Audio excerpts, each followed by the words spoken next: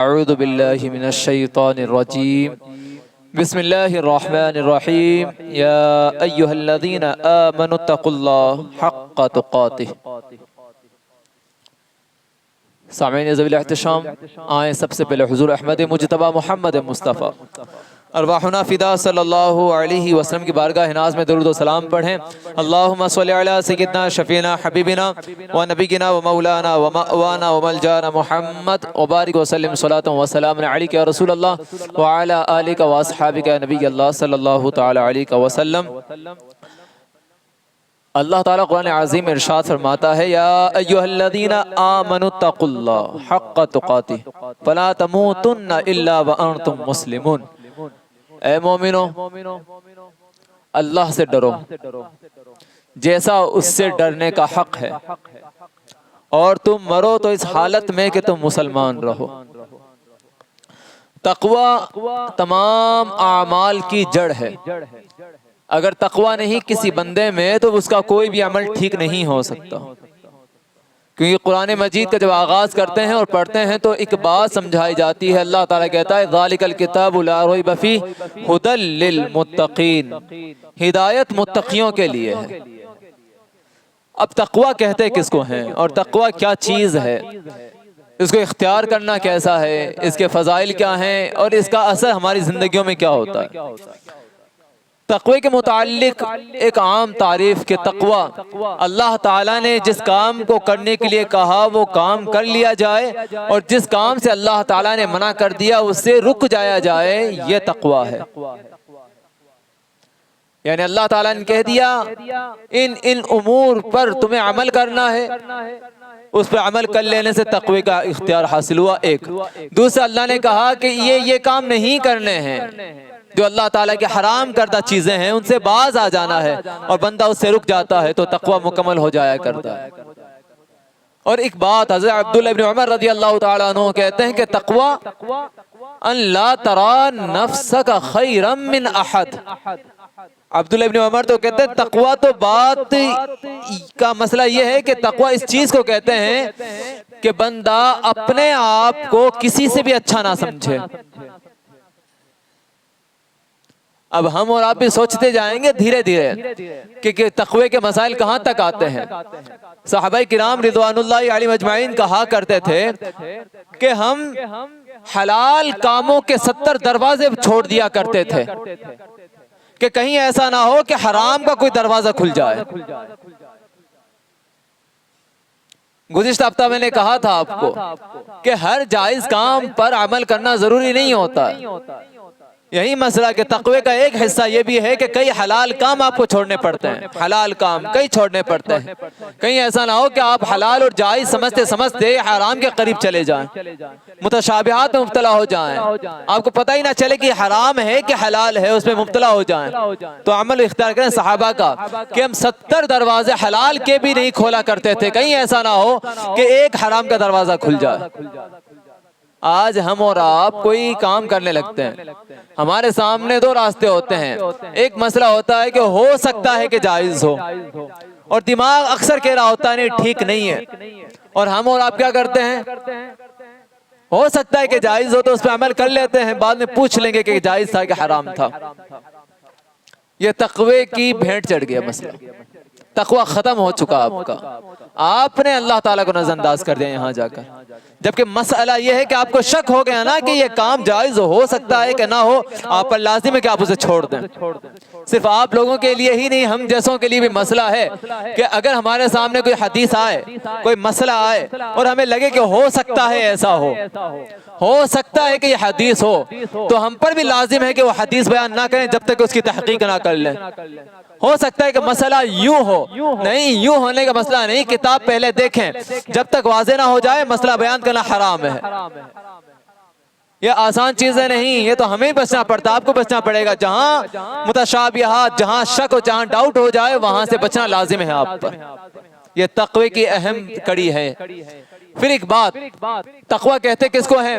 تقوی کہتے ہیں کہ اللہ تعالیٰ کے علاوہ سب سے منہ پھیر لیا جائے۔ صرف اللہ ہی نگاہوں میں رہے، اللہ تعالیٰ کے علاوہ کوئی نگاہ میں نہ رہے۔ اس کا مطلب یہ ہے کہ اللہ کا ہی کہنا ماننا ہے، اللہ تعالیٰ کے علاوہ کسی کا کہنا نہیں ماننا۔ اگر ہم اور آپ حضور صلی اللہ علیہ وسلم سے محبت کرتے ہیں تو کیوں کرتے ہیں؟ فقط ایک سبب کہ آپ اللہ تعالیٰ کے بھیجے ہوئے رسول ہیں، یہی تو وجہ ہے۔ اور اللہ تعالیٰ نے آپ سے محبت کا حکم دیا ہے، ورنہ کسی سے محبت کرتے ہیں اس طرح کی؟ نہیں کرتے۔ تو تقوی میں شرط اول ہے کہ اللہ تعالیٰ کی بات نگاہوں میں رہے، اللہ تعالیٰ کی بات مانی جائے۔ اب اللہ جس سے محبت کرنے کا کہے اسے محبت کرتے ہوئے چلے جائیں، اور یہی اللہ تعالیٰ کی بات ماننی ہے۔ اگر اللہ نے کہا 5 وقت کی نمازیں پڑھنی ہے تو تقوی ہے، اگر آپ کو کہا زکوٰۃ ادا کرنی ہے تو تقوی ہے، عبادتوں کا حکم اللہ نے دیا ہے آپ ادا کرتے چلے جاتے ہیں، یہ تقوی ہے۔ ایک تعریف تقوی کی اور ہے کہ آقا کریم صلی اللہ علیہ وسلم اور اصحاب مصطفیٰ صلی اللہ علیہ وسلم کی اطاعت کا نام تقوی ہے۔ جو حضور صلی اللہ علیہ وسلم کرے اور جو اصحاب مصطفیٰ صلی اللہ علیہ وسلم کرے، ان کے پیروی کا نام، ان کی اتباع کا نام ہی تقوی ہے۔ کیوں؟ ہمیں بات معلوم ہے کہ حضور صلی اللہ علیہ وسلم کا طریقہ کوئی ایک بات اللہ تعالیٰ کے خلاف کبھی نہیں رہی، اور حضور صلی اللہ علیہ وسلم کے صحابہ کا کردار حضور صلی اللہ علیہ وسلم کے نقش قدم پر تھا، اس لیے یہ بھی تقوی کا حصہ ہے۔ پیاروں ایک بات سمجھیں، تقوی بہت اہم چیز ہے۔ تقوی جب تک اختیار نہیں کریں گے اس وقت تک معاملے ٹھیک نہیں۔ اب ایک بات بتاؤں، تقوی کیا چیز ہے؟ دل کا اللہ تعالیٰ کے لیے نرم پڑ جانا، اللہ تعالیٰ کے لیے دل کا رونا، اللہ تعالیٰ کو یاد کرنا، اللہ تعالیٰ کا کہنا ماننا، اس نے جس سے منع کر دیا اسے رک جانا، یہی تقوی ہے۔ اللہ تعالیٰ کہتا ہے یا ایھا الذین آمنوا اتقوا اللہ وقولوا قولا سدیدا، اے مومنو اللہ سے ڈرو اور سیدھی بات کہا کرو۔ یصلح لکم اعمالکم ویغفر لکم ذنوبکم، اللہ تعالیٰ تمہارے لیے تمہارے اعمال ٹھیک کر دے گا اور تمہارے گناہ معاف کر دے گا۔ ومن یطع اللہ ورسولہ، اور جس نے اللہ اور اس کے رسول کی اطاعت کر لی، فقد فاز فوزا عظیما، وہ کامیاب ہو گیا۔ یہاں اللہ تعالیٰ نے کہا اللہ تعالیٰ سے تقوی اختیار کرو، اس سے ڈرو، پھر کیا کہا وقولوا قولا سدیدا، اور سیدھی باتیں کیا کرو۔ کتنا خوب مسئلہ ہے نا کہ انسان کی زندگی کے اندر انسان کوئی کام کرتا ہے، اس کے جسم کو استعمال کرنے کے اللہ نے 2 حصے عطا فرمائے، لیکن زبان ایک ایسی چیز ہے کہ بولنے کے لیے اکیلی کافی ہے، لیکن اللہ تعالیٰ نے اسے 2 ہونٹوں کے بند میں بند رکھا ہے اور 32 دانتوں کا پہرا بھی بٹھا رکھا ہے، کیونکہ سب سے زیادہ بے لگامی یہی ہوتی ہے۔ پھر حضرت ابو سعید خدری رضی اللہ تعالیٰ عنہ کہتے ہیں کہ آقا کریم صلی اللہ علیہ وسلم فرماتے ہیں کہ جب صبح ہوتی ہے تو جسم کے تمام اعضاء زبان سے مخاطب ہو کر کہتے ہیں کہ دیکھ تو ٹھیک رہنا، تو سیدھی رہنا، اگر تو سیدھی رہی تو ہم سب سیدھے رہیں گے، اور اگر تو بگڑ گئی تو ہم سب بگڑ جائیں گے۔ اس لیے زبان کو بگڑنے نہ دیں۔ آقا کریم صلی اللہ علیہ وسلم سے سوال ہوا کہ یا رسول اللہ علیہ الصلوۃ والسلام، جنت میں لے جانے والے اعمال میں سے سب سے زیادہ کون سے عمل ہے؟ آقا کریم صلی اللہ علیہ وسلم نے فرمایا اللہ تعالیٰ سے تقوی اختیار کر لو اور اچھے اخلاق اختیار کر لو، یہ 2 کام ایسے ہیں جو سب سے زیادہ جنت میں لے جانے والے ہیں۔ پھر سوال ہوا کہ یا رسول اللہ علیہ الصلوۃ والسلام، جہنم میں سب سے زیادہ لے جانے والے اعمال کون سے ہیں؟ وہ کیا چیزیں ہیں جو جہنم میں سب سے زیادہ لے جانے والی ہیں؟ آقا کریم صلی اللہ علیہ وسلم نے فرمایا الفم والفرج، ایک منہ ہے اور ایک شرمگاہ ہے، سب سے زیادہ جہنم میں لے کے جانے والی ہے۔ آقا کریم صلی اللہ علیہ وسلم دعا فرماتے تو کہتے تھے اللہم انی اسألوک الہدی والتقی والعفاف والغنی، اے اللہ تعالیٰ میں تجھ سے ہدایت طلب کرتا ہوں، تجھ سے تقوی طلب کرتا ہوں، تجھ سے پاک دامنی طلب کرتا ہوں، اور تجھ سے بے نیازی طلب کرتا ہوں کہ دنیا کا محتاج نہ رکھ۔ کبھی ہم نے یہ دعائیں مانگی اللہ تعالیٰ سے؟ شاید ہماری زبانوں پر یہ دعا نہ ہو، اور کتنی اچھی دعا، کتنی آسان ہے۔ کیا کرنا ہے؟ اللہم انی اسألک الہدی والتقی والعفاف والغنی۔ اس میں زندگی کے تمام مراحل آ گئے ہیں، آپ کی زندگی کی پاکیزگی سے لے کر آپ کی روح کی پاکیزگی تک ہے اس میں، زمانے کی محتاجی سے نکل کر اللہ تعالیٰ کے محتاج ہونے تک کا مسئلہ ہے اس میں، اور وہ فقط ایک کام ہے تقوی جو آپ کو اللہ تعالیٰ کا لے جانے والا ہے۔ پھر آگے کیا کہا اللہ تعالیٰ نے؟ یصلح لکم اعمالکم ویغفر لکم ذنوبکم ومن یطع اللہ ورسولہ فقد فاز فوزا عظیما۔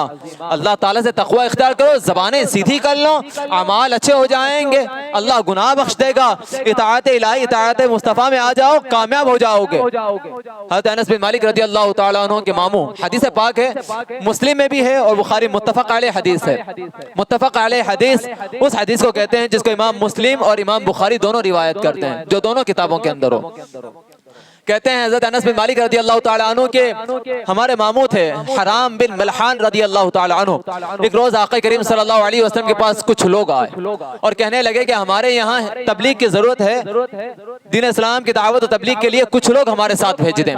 آقا کریم صلی اللہ علیہ وسلم نے 70 صحابہ کو ان کے ساتھ بھیجا، 70 صحابہ کو۔ اور وہ 70 صحابہ کون سے تھے؟ ان کی صفت ہے کہ وہ راتوں میں قرآن پڑھا کرتے تھے، ایک دوسرے کو سنایا کرتے تھے، دن میں قرآن سیکھتے تھے، جنگلوں میں جاتے تھے، لکڑیاں کاٹ کر لاتے تھے، لکڑیاں بیچ دیا کرتے تھے، پانی بھر کر لاتے تھے، مسجد میں پانی رکھا کرتے تھے، اور ساتھ ہی ساتھ وہ لکڑیاں جو بیچ کر لاتے تھے اس سے کھانا خرید کر لاتے تھے اصحاب صفہ کے لیے اور فقراء کے لیے۔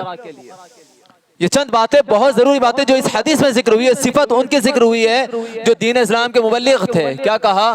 پہلی بات بتائی کہ وہ قرآن راتوں میں پڑھا کرتے تھے، ہم اور آپ راتوں میں قرآن نہیں پڑھتے۔ دوسری بات وہ ایک دوسرے کو قرآن سناتے تھے، ہم اور آپ نہیں سناتے۔ تیسری بات وہ دن میں قرآن سیکھا کرتے تھے، دن قرآن کی تعلیم لیا کرتے تھے، ہمیں اتنی بھی فرصت نہیں ہے۔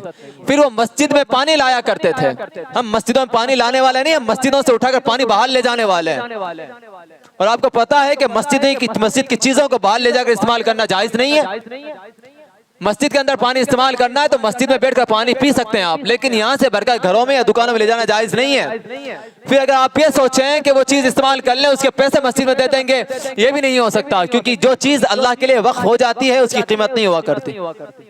اس لیے مسجد کی چیزیں مسجد میں استعمال کی جائیں، یہاں سے باہر استعمال کرنے کی اجازت نہیں ہے، یہ جائز نہیں ہے۔ بلکہ آپ کو تو حق ہی ہونا چاہیے صحابہ کا کردار کہ باہر سے لا کر مسجد کو سجائیں، مسجد کی ضرورت پوری کریں، جھاڑو یہاں سے اٹھا کر گھر نہ لے جائیں، دکانوں میں نہ لے کے جائیں، بلکہ باہر سے لا کر یہاں رکھیں کہ اللہ گھر کی صفائی کے لیے کام آئے گا، ایک ایک دن کا آپ کے حق میں دعائے خیر کرے گا۔ بننا تو ایسے چاہیے تھا ہم لوگوں کو، لیکن ہم لوگ کیا کر رہے ہیں؟ ہم لوگ کہیں اور جا رہے ہیں۔ پھر کیا کہا؟ جنگل میں جاتے تھے، لکڑیاں کاٹ کر لاتے تھے وہ لوگ، پھر ان لکڑیوں کو بیچا کرتے تھے اور ان سے کھانا لاتے تھے اصحاب صفہ کے لیے۔ اصحاب صفہ کون ہیں؟ اصحاب صفہ حضور صلی اللہ علیہ وسلم کے وہ صحابہ جو ابو ہریرہ رضی اللہ تعالیٰ عنہ کے ساتھ ایک چبوترا تھا صفہ، اس چبوترے پر بیٹھ کر دین اسلام کی دعوت تبلیغ کرتے تھے، دن میں جہاد کرتے، رات میں آ کر دین کی تعلیم کرتے تھے، ان کے لیے کھانا خرید کر لاتے تھے۔ پیاروں اب ایک بات بتاؤ، آپ نے کبھی کوشش کی کہ کسی پڑھنے والے کے ساتھ آپ نے اتنا اچھا سلوک کیا ہو کہ آپ اپنی کمائی میں سے اس پڑھنے والے کو کچھ حصہ دیتے ہو، اس کا کچھ بھلا کرتے ہو؟ نہیں، ایسا نہیں ہے کہ آپ کے سماج میں کوئی غریب نہیں ہوگا، یقیناً ہوں گے، ہر سماج میں غریب ہوا کرتے ہیں، تو کیا آپ کا حق نہیں بنتا؟ آپ کو تو جنگلوں میں بھی نہیں جانا ہے اب، اور لکڑیاں کاٹ کے بیچنی بھی نہیں ہے، اللہ نے بہت نوازا ہوتا ہے، تو کیا اس میں سے کچھ حصہ غریبوں کے لیے نہیں بنتا ہے؟ یہی تو صحابہ کا کردار ہے، ان صحابہ کا کردار جو حضور صلی اللہ علیہ وسلم کے پیارے صحابہ۔ پھر یہ آقا فرماتے ہیں کہ ان کو لے کے گئے 70 صحابہ کو، ابھی وہ منزل تک پہنچے نہیں تھے کہ ان لوگوں نے ان پر حملہ کر دیا اور 70 کے 70 صحابہ کو شہید کر دیا۔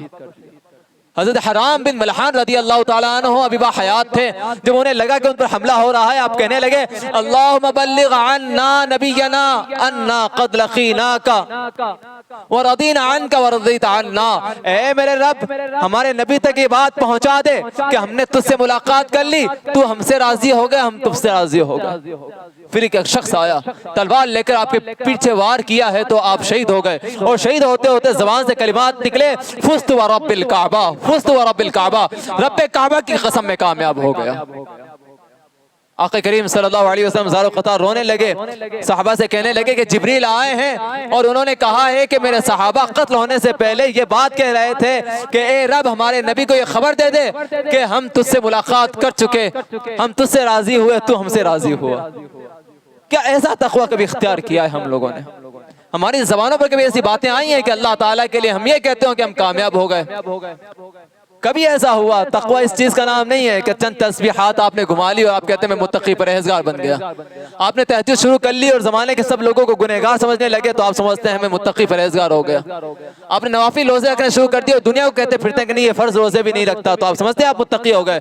ہرگز نہیں ہوئے. کیوں؟ پہلی بات بتائی. عبداللہ ابن عمر کہتے ہیں اللہ تراک نفسک خیرا عن احد، کہ آپ کسی کو بھی اپنے آپ سے نیچا نہ دیکھیں، اپنے آپ کو کسی سے اچھا نہ سمجھیں. یہ تقوی کی اعلیٰ منزل ہے. اس لیے عبادتیں کریں، اللہ آپ کو عبادت کرنے کی توفیق عطا فرمائے، لیکن اس کو تقوی کہہ کر دوسروں کو نیچا نہ سمجھیں.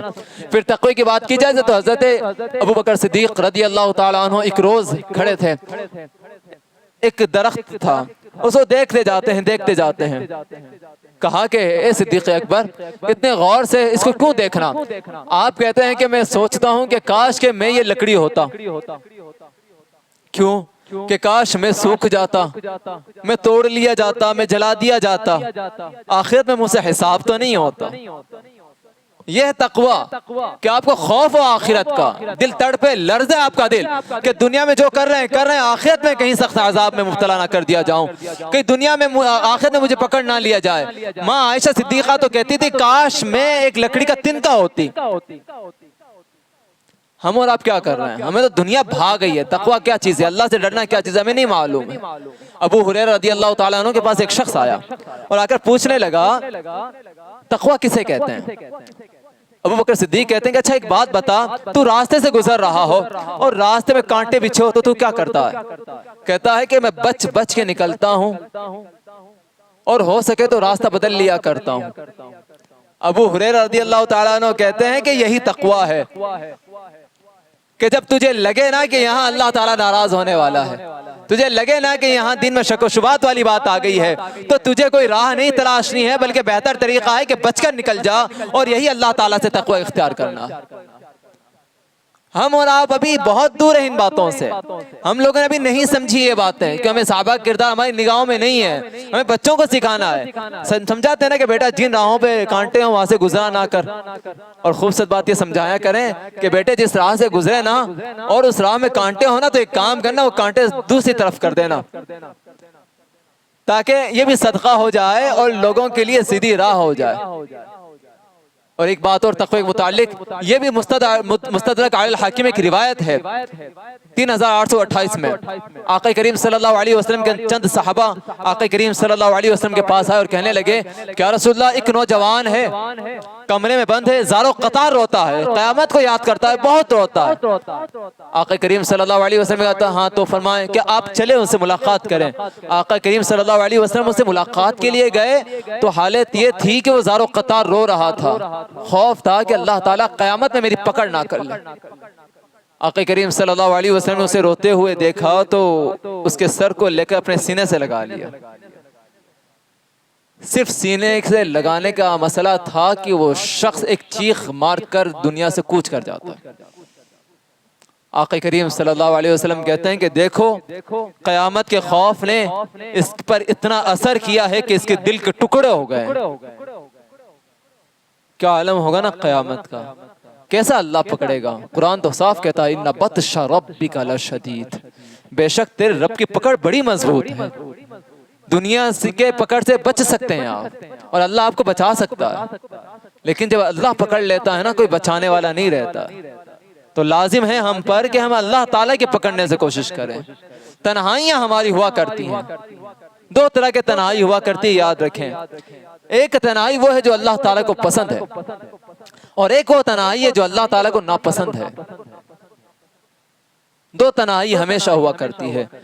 ایک وہ تنہائی جو اللہ کو پسند نہیں ہے، وہ تنہائی جس میں گناہ کیا جائے، اللہ تعالیٰ کو ناراض کیا جائے، دنیا کی نگاہوں سے چھپ کر گناہ کیا جائے، لیکن اللہ تعالیٰ کا خوف دل میں نہ رہے.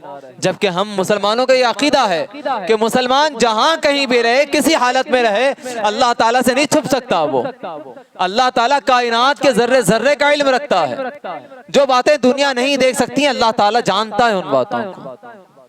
تو پھر ایسا کیوں کہ تنہائیاں تو اختیار کرتے ہیں لیکن دنیا سے چھپ کر اور اللہ تعالیٰ سے بنا ڈرے ہوئے ہم گناہوں میں مبتلا ہو جاتے ہیں. یہ اللہ تعالیٰ کو پسند نہیں. تنہائی ہو، جلوت ہو کہ خلوت ہو، اللہ تعالیٰ سے خوف ہر جگہ ہونا چاہیے۔ دوستوں کی محفل ایسے دوست جس سے ہم کھلے ہوئے ہیں کہ آپ کو لگتا ہے کہ یہ میرے راز کسی سے نہیں کہے گا، ہوتا ہے نا ایسا؟ ہمیں لگتا ہے کہ میرا دوست ہے، اسے اپنے راز بتا دیتا ہوں کہ میں نے کیا کیا کیا ہے، اور سوچے میرا دوست ہے یہ تو راز فاش نہیں کرے گا۔ تو پیارے ایک بات بتاؤں، یہ جسے تو رازدار بنانے چلا ہے، قیامت میں یہ تیرا رازدار نہیں رہے گا، تیرے خلاف گواہیاں دے گا یہ۔ اور یہ تو کیا چیز ہے جو تیری جان سے الگ ہے، تیرے جسم کے حصے جسے تو سب کو سمجھتا ہے، جن کے ذریعے تو گناہ کرتا ہے، جو تیرے گناہوں کا سہارا بنے ہوئے ہیں، تیری آنکھیں، تیرے ہاتھ، تیرے پاؤں، بروز محشر یہ خود تیرے رازدار نہیں ہوں گے، بلکہ اللہ تعالیٰ کے حضور تیری گواہیاں دیں گے کہ تو نے یہ کیا ہے۔ تو پھر کیسی تنہائیوں میں گناہ کرنا؟ تو یوں کریں، آقا کریم صلی اللہ علیہ وسلم فرماتے ہیں ان اللہ یحب العبد التقیہ الغنیہ الخفیہ۔ اللہ تعالیٰ تین طرح کے لوگوں سے محبت کرتا ہے، ایک تقی جو متقی پرہیزگار ہو، ایک غنی جو دنیا سے بے نیاز ہو، اور ایک تنہائی پسند شخص جسے اللہ محبت کرتا ہے۔ تنہائی وہ جس میں وہ اللہ کا ذکر کرے، اللہ تعالیٰ کی کائنات میں غور و فکر کرے۔ تنہائی وہ جس میں اللہ تعالیٰ کو راضی کرنے کے طریقے اختیار کرے، جیسے اولیاء اللہ کے طریقے ہوا کرتے تھے، دنیا سے ملا نہیں کرتے تھے، دنیا سے بچا کرتے تھے، لیکن تنہائیوں میں عبادت کیا کرتے تھے، رویا کرتے تھے۔ اگر کوئی ایسا شخص ہوتا جس کا لباس بہت اچھا ہوتا تھا کہ وقت کا بادشاہ بھی ایسا لباس نہ پہنے، تو دنیا کی نظر میں تو اچھا لباس ہوتا تھا ان کا، لیکن جب تنہائیاں ہوتی تھیں تو ان کے لباس وہ نہیں ہوا کرتے، پھر ان کے جسم پر ٹاٹ کا لباس آ جایا کرتا، بوریا آ جایا کرتا، پھر وہ قالینوں پر بیٹھ کر نہیں، انہی مٹی اور پتھروں پر بیٹھ کر عبادت کیا کرتے تھے، ایک خاکساری کے عالم میں اپنا وجود مٹا کر، اپنے آپ کو فنا کر کے، اپنے آپ کو بھول کر، اللہ تعالیٰ کو نگاہوں میں رکھ کر، اللہ تعالیٰ کی رضا کو سمجھ کر پھر عبادت کی جاتی تھی، تب جا کر ان کا دل اللہ تعالیٰ کے لیے صاف ہو جایا کرتا تھا، پھر اس کے اندر نور الہی بھر دیا کرتا تھا اللہ تعالیٰ۔ پھر جب نور آ جاتا ہے، تقوی بندہ اختیار کر لیتا ہے، تو وہ اللہ تعالیٰ کا محبوب بندہ ہو جایا کرتا ہے۔ تو پیاروں، تقوی اختیار کریں، اللہ کو راضی کرنے کی کوشش کریں۔ ایک مسئلہ میرے سامنے آیا تو وہ مسئلہ ذرا واضح کروں میں آپ سے۔ دیکھیں، میں نے کیا کہا، حلال کام بھی چھوڑ دیے جاتے ہیں، لیکن جہاں منع وارد ہو جائے اور بندہ اس پر عمل کرے کہ اللہ کو راضی کرنے کے لیے، تو تقوی نہیں ہے۔ جیسا کہ آقا کریم صلی اللہ علیہ وسلم نے فرمایا، فجر طلوع ہونے کے بعد فجر کی 2 سنت اور 2 فرض کے علاوہ کوئی نماز جائز نہیں ہے۔ فجر کی 2 سنت اور فرض کے علاوہ کوئی نماز جائز نہیں ہے۔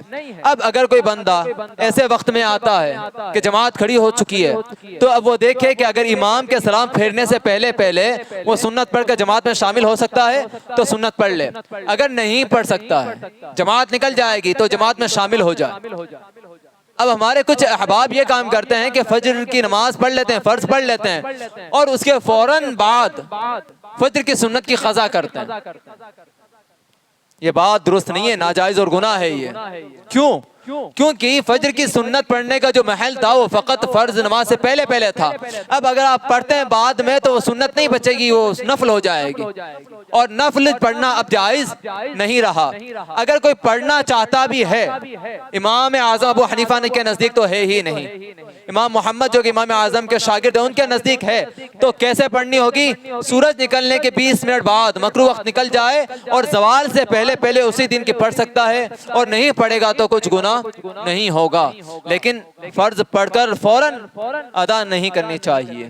اللہ تعالیٰ کہنے سننے سے زیادہ عمل کی توفیق بخشے۔ اشہدو ان لا الہ الا اللہ